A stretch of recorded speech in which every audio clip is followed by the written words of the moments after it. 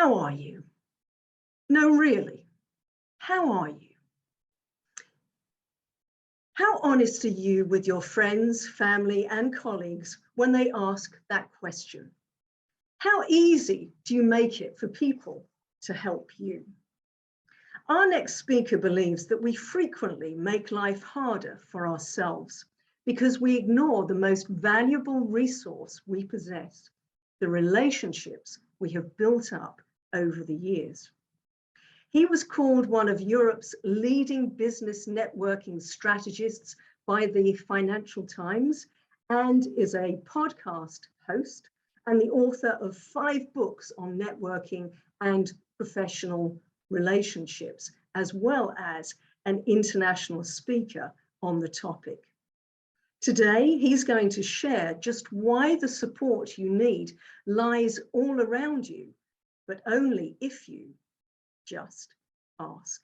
Please welcome Andy Lopata. Thank you very much, Alicia, for that introduction. I'm sure that everyone on this call has got their own stories and their own low points from the last 2.5 years over the course of the pandemic. For me, the moment that really rocked my world, if you like, came when I had to go over to my parents' home at a time when my sister and I were keeping away from them because of my father's health and their age. And I had to make a very difficult decision. I had to decide whether or not I should hold my mum and comfort her as she had a panic attack. We'd been told really explicitly by the British government that you should keep your distance, keep away from people. Don't allow this new virus to transmit any more than it already had. And yet there was my mum sobbing on her sofa. And I had to decide whether or not to comfort her. Of course I did. It wasn't that difficult a decision in the end, but it was a very uncomfortable moment. And let me explain how it came about.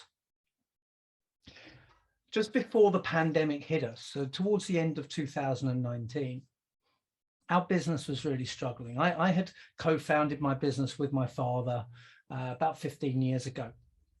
And we were having a pretty bad time in 2019. My mum had retired as a teacher and she was working with us in the business. And over the few years before the pandemic, my father's health had deteriorated through Parkinson's to the point where it was really my mum and me running the business. She managed all of the financial side of things. And 2019 was a real struggle. And as we came into 2020, I had a lot coming up to turn the business around. I'd been working really hard on it, but we were still trying to get there. And then the pandemic hit. And working in an industry that's totally focused around live events, that really knocked us back. And we watched as the British government, to their credit, stepped forward and started to offer support to businesses. They offered a furlough scheme so that businesses who couldn't afford to pay their workers, they would get 80% of those workers' salary to tide them over through the pandemic. There would be a business rates rebate scheme. There were grants, there were loans, but there was nothing for us until the bounce back loan came along. The bounce back loan was a loan for businesses. You got it through your bank, but the government would underwrite the repayments. And we applied for one. By the time we had applied, the business was starting to show the roots of recovery. I'd worked hard, come up with ideas, and we were starting to bring business in that would turn things around. But we weren't there yet. That bounce back loan would be enough just to bridge the gap, keep us operating, get us through to that point where new money started to come in. The moment my mum went into her panic attack was when she got a letter from the bank. She opened the letter from the bank and an automated, personality-free, empathy-free letter simply said that because of some information we found out in looking into your loan request, we have to deny it. It didn't offer a reason. It didn't offer a review process. It simply said, as a result, your application has been cancelled. And my mum went into meltdown. Why do I share this with you?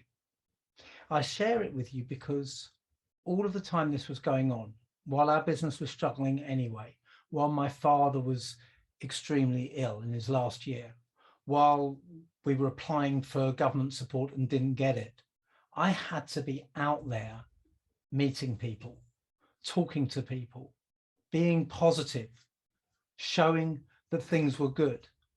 I was wearing a mask. It's something we've all got used to, isn't it, over the last couple of years.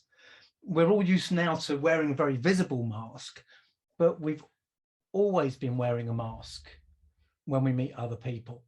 For me, I was masking everything that was going on in my family and in the business behind the scenes to present a positive face to my clients, to my prospects, to my network. And you'll wear a mask as well. And as you start off as an entrepreneur, you'll constantly wear a mask. People will always say to you, how's business? And how do you think you're going to answer? It's fine. It's great. It's fantastic. Whatever the truth is, that's what you're going to answer. There was a time a number of years ago, probably in the 80s or 90s, when in the UK, we had an influx of American motivational wisdom came our way. And we were told, why are you always so grumpy when people ask how you are? Why, when people say, how are you? You go, well, I'm okay. Don't say you're okay. Say you're fantastic. You're amazing. And people would walk around and say, I'm fantastic. I'm amazing. However they really felt. And we do the same with our business. We all wear that mask. People say, how are you? We say, I'm okay. People say, how's business? How's work? We say, it's great. We're not sharing the truth. I want to rewind a number of years to the moment where this really dawned on me. We're probably going back to around 2013, 2014 now. And it was another moment where my business was in a bit of a slump. By the way, my business isn't always in a slump. This just happens to be two key times when it was. And they're the learning points. Entrepreneurship isn't smooth. My first 6 years of business, we grew year on year. And I thought, this is easy. Doesn't always work out like that. And this was another slump. And I'm a member of the Professional Speaking Association. In fact, I'm a fellow of the association. I'm a winner of their Award of Excellence. I'm a former board member. It's my tribe. I've been part of that community for 19 years now, and we're really close to each other. And I had gone during this period in around 2013 when the business was struggling, I'd gone to a meeting of the Thames Valley region of the Professional Speaking Association. For those of you who don't know the UK, Thames Valley is just to the west of London, just west of Heathrow Airport, for any of you who have flown in there. I went along to that meeting, and in the networking period before we sat down, people were coming up to me. Hi, Andy, how are you? How's business? How do you think I answered? It's great. It's fantastic. It wasn't. We were struggling. We went into the meeting and we opened with a workshop run by a guy called Stephen Houghton Burnett. And Stephen, when we sat down on the table, Stephen had put out a questionnaire for us just to fill in quietly before we started. And there were two very similar questions on the questionnaire. One of them was, how would you describe your speaking business at the moment? The other was, how would you describe your non-speaking business at the moment? Because often people have the two running in tandem. And there were four choices. It's growing, it's stable, it's new, or it's in decline. And you just had to tick whichever box. Stephen opened the workshop and he started by going through the questionnaire, question by question, asking people how they'd responded. When it came to those two questions, he asked, what state is your business in now? And when he said, is it growing? Put your hand up if you said it's growing. People put their hands up. When he said, put your hands up if your business is stable, people put their hands up. When he said, put your hands up if you said that your business is new, people put their hands up. Then he said, put your hands up if your business is in decline. Nobody put their hand up. There were liars in that room. I know there were liars in that room because I was lying, and how many others were. And that was the moment when it dawned on me that I've been walking around wearing this mask. And most importantly, I've been wearing this mask in a community of people, the Professional Speaking Association, a community of people who understood what I was going through, a community of people who might have solutions, a community of people with whom I had strong deep embedded relationships. And yet I was still wearing that mask. And if I couldn't tell that community, what about everyone else there? And if I couldn't tell that community, who would I share with? And that's when I made a commitment to myself. I said, I'm going to turn this business around with the help of other people. And then I'm going to keynote at the Professional Speaking Association convention when it's all turned around, because everyone likes a happy ending. I'm going to share at that convention and encourage the rest of my tribe to be more open. And that's what happened over the next 2 years. I got help, I got support. I bumped into one fellow speaker, Derry Llewellyn-Davis, a few weeks later at a private members club in London. And Derry said, Andy, how's business? And I said, actually, Derry, I'm struggling at the moment. I got 2 referrals from Derry in the next 2 weeks. He had never referred me before. And a while later, I asked Derry about that. And he said, I never thought you needed any help before. I turned the business around, and in 2016, I gave a keynote talk at the Professional Speaking Association convention, where I encouraged people to start asking for help. The speaker before me was a guy called Peter Roper. Peter and I are very close.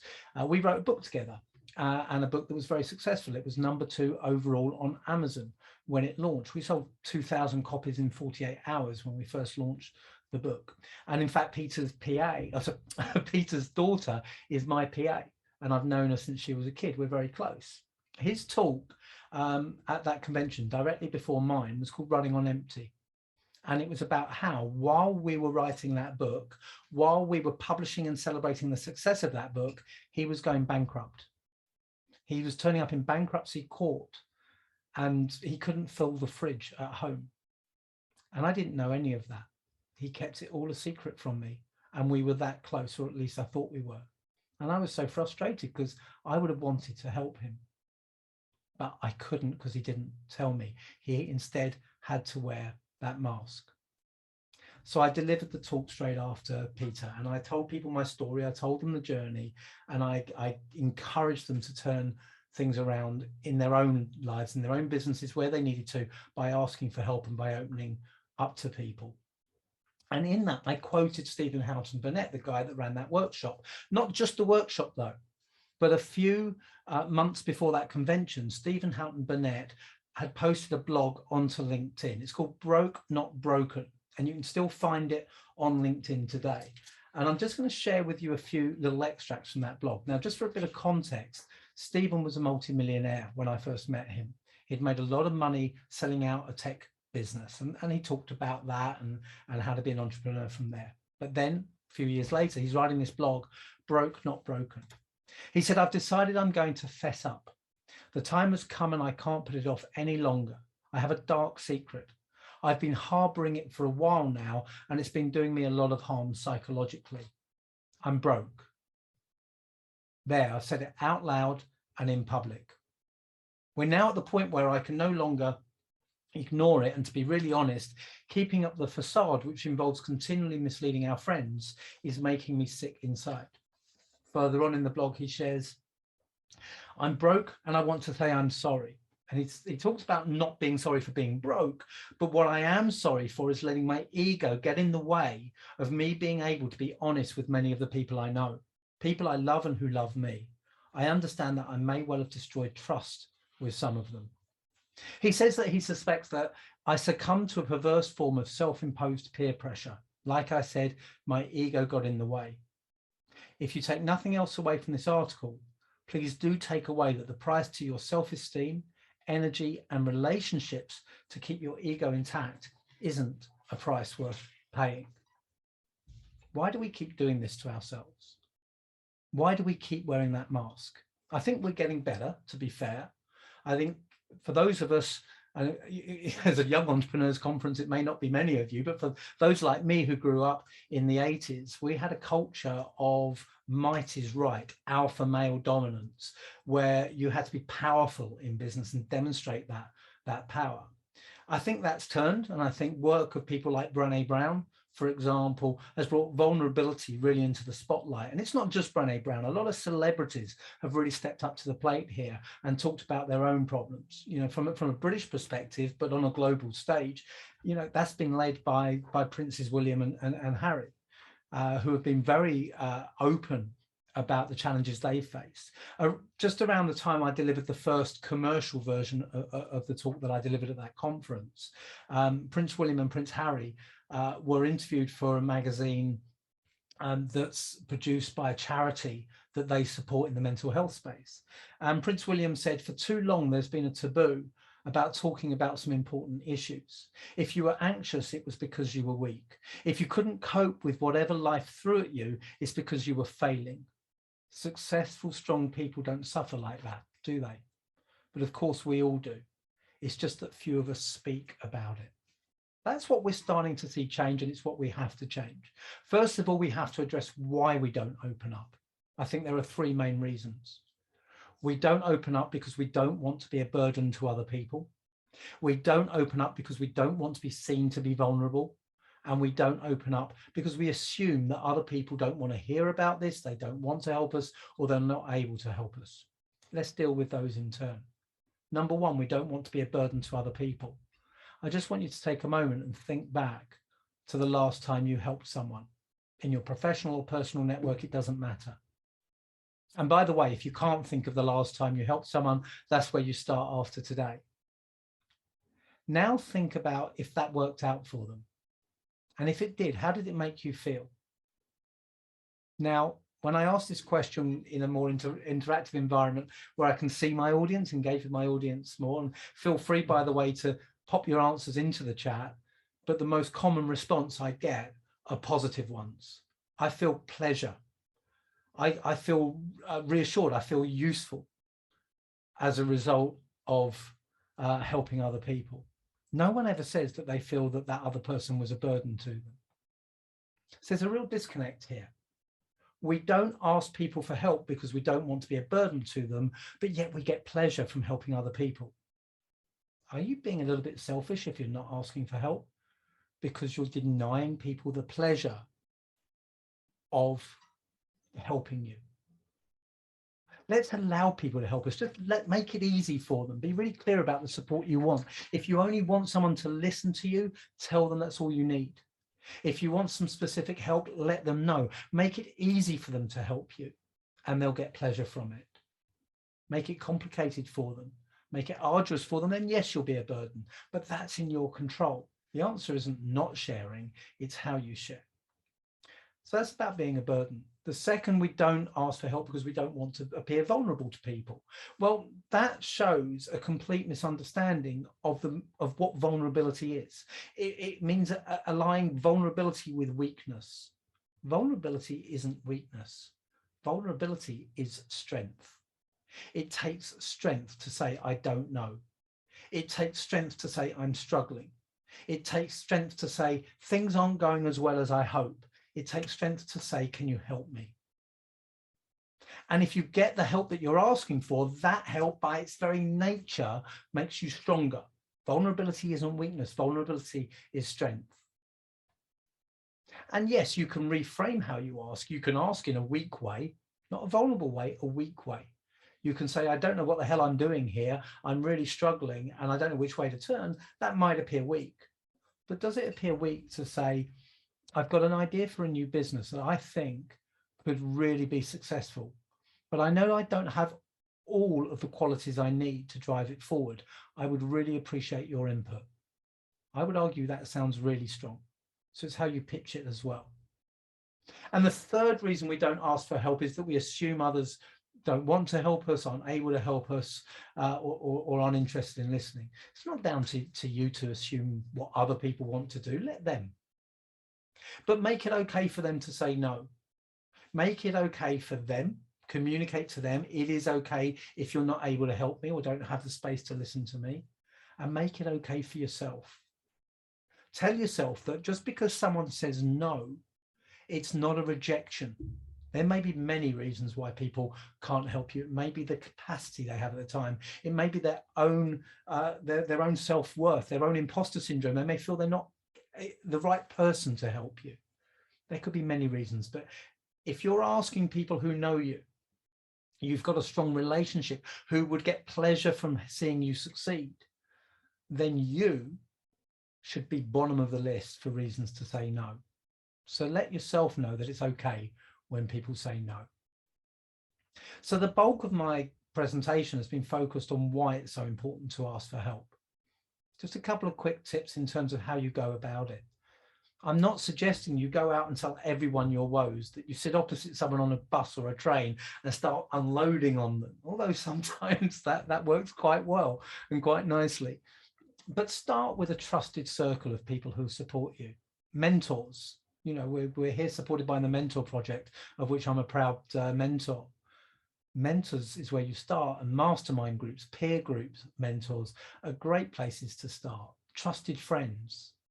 But try and get a group of people that come from different backgrounds, give different perspectives, rather than people who are within your own bubble, who think the same way, have the same experiences as you. Try and build a network that has cognitive diversity, different types of thought within it. And you're looking for people whose judgment you trust. You're looking for people whose discretion you trust. And you're looking for people whose objectivity you trust. People who, if you ask for their advice, you really take them seriously. People who, if you share your deepest secrets, you know it's not going to go any further. And people who, when you share something with you, they're not going to judge you adversely for it. And what do they want from you? They want authenticity and integrity. They want to know that you're not wearing that mask, that you're going to be completely open and honest with them. They want commitment. You don't have to take their advice, but you're going to take it seriously. And you're going to follow up and allow them to hold you accountable. And they want reliability and reciprocity. They know they can trust you to turn up if you've got a conversation, and they know that if they need help, they can come to you. It doesn't have to be a quid pro quo. It's about you being willing to either help them in return or pay it forward to someone else. It doesn't matter in what direction, but it's the willingness to be there when people need you that really counts. I said that everyone likes a happy ending. And I want to just take you back to my mum's panic attack and the bounce back loan. I don't take decisions from robots at banks lying down. And I used my network. I teach what I teach. And I got through to the CEO's office at that bank, and I pushed hard. And I found out that what had happened, the reason we got turned down for the loan was that an external credit agency had put a black mark on a whole portfolio of accounts for no reason. And the really nice thing about this story for me is not only did we get that black mark removed and we got the loan that we needed, and by the way, business has just shot up from there. We had an awful first quarter in the pandemic and then a record 3 quarters after. So there was a genuine happy ending there. But countless other businesses who didn't know about that black mark on their account had it removed as well. And I was able to get my mum out of the panic attack and move forward there as well, which was great. I mentioned Stephen Houghton Burnett a couple of times, and I mentioned his blog, the one where he said he was broke but not broken. When I asked him if I could share that at that conference in 2016, we had a chat about the experience of writing the blog and the response to it. And he said to me that he'd never experienced anything like it. He said, it's like being at your own funeral. You know, if you go to a funeral, you have everyone stands up and shares their memories of the person who's passed away. He said, it's been like that without dying, because everyone's told me what I've meant to them and what I've contributed to their life. Sadly, around the same time, a few months earlier, I had a friend who didn't have that opportunity. A good friend, just a few years older than me, suddenly died. And I couldn't go to his funeral, which apparently was standing room only, but I went to his memorial service. And person after person after person stood up and shared their memories of Richard.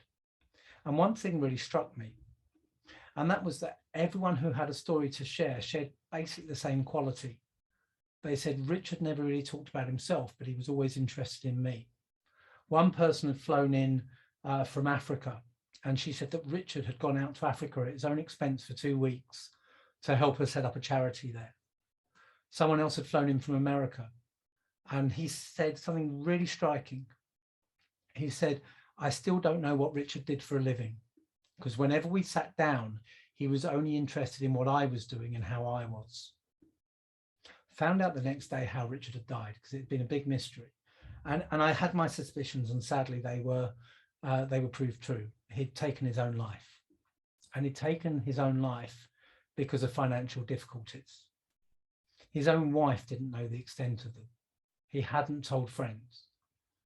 If I think back to that memorial service, there was so much wealth in that room. There was so much love in that room. And everyone in that room would have done whatever they could to achieve a different outcome. But Richard never asked for help. He never told people, he never reached out. We get pleasure from helping other people. We also cause pain when we don't let them help us. So in the previous presentation, Matt talked about reaching out for support from this community. Reach out to the mentors in this community. Reach out to your family if that's appropriate and that's practical. Reach out to your friends. The support you need is all around you, but it's up to you to find it. And to start that off, you need to just ask. Thank you very much. Oh, Andy, thank you so much for sharing that with us. It really was wonderful. And I so appreciate that you let your mask down and that you have let your mask down on several occasions and given so many people the benefit of your experience, your learning, so that we can learn and grow and that we can realize that it is perfectly okay to let our masks down too. Thank you so much. Thank you for sharing you. And can I just confirm, is it Stephen Howe Burnett that you mentioned? Houghton, Houghton. Stephen Houghton Burnett. If you want to see the blog, if you Google his name, Broke Not Broken, and you'll find it on LinkedIn. Fantastic. I'm just looking to see if I've got the URL there. I don't. Actually, I can put the URL. I'll put the URL in the lobby for people, so that they can see that. And also, if you can see on my screen now, there's a support scorecard, so you can find out where you can improve in your areas of vulnerability. So you see at the top of the screen, it's got justask.scoreapp.com, and I'll put that in the lobby as well, and people can go onto that and just answer 15 questions, take about 3 or 4 minutes, and I will you'll get some advice and support through that as well. And I can see someone's just asked if I can share the URL in the chat section. I will try and do that. Somebody has raised their hand as well. I'm not sure if they can actually. We've got a question from Rahul, I can see. I know we're quite tight on time. Yes, yes. I was wondering how you would approach approaching people after denying their help. If you denied them help, then I think you need to build the bridge first and be very honest about that and allow it to take time, would be the answer. I mean, there may be a question from Rahul. Rahul, what would be the question to Andy? Hey, can you hear me? Yes, we can. Indeed. Oh, cool. Hey, Andy. So I was wondering, I feel like the first 1.5 years of my business, I was approached for a lot of help, but my ego was pretty high and I didn't accept it. And now I feel I have a pretty good ground on what I'm doing in my business and I could use their help, but I don't know how to go back to them and ask them, like, you know, for the particular things that I need now. And now that I'm willing to be vulnerable, like how would you go about doing that? That was my. Thank you, Rahul. That clears it up. I think humility is the key word. Deal with the elephant in the room and say, maybe I wasn't in the right place to accept help at the time, but I would really value your help now. Would you still be willing to help me? And remember that advice about making it okay for them to say no. Communicate it to them. I would totally understand if you feel that ship has sailed. But if you are willing to help me, I would really appreciate it. And if you can't, that won't do any damage to our relationship from my perspective. That's really I would great. ask in that way, and I think people appreciate humility in that way. Yeah, thanks a lot. Thank Pleasure. you. Thank you for the question. Thank you for the question as well. And once again, Andy, thank you so much. You are always showing terrific humility and authenticity. And I know that our viewers and listeners will appreciate that so much. I know that I have. Thank you very, very much, Andy. Thank you all for participating today, and join us for our next session, which is coming up very, very shortly. Andy, thank you so much again. Thank you so much.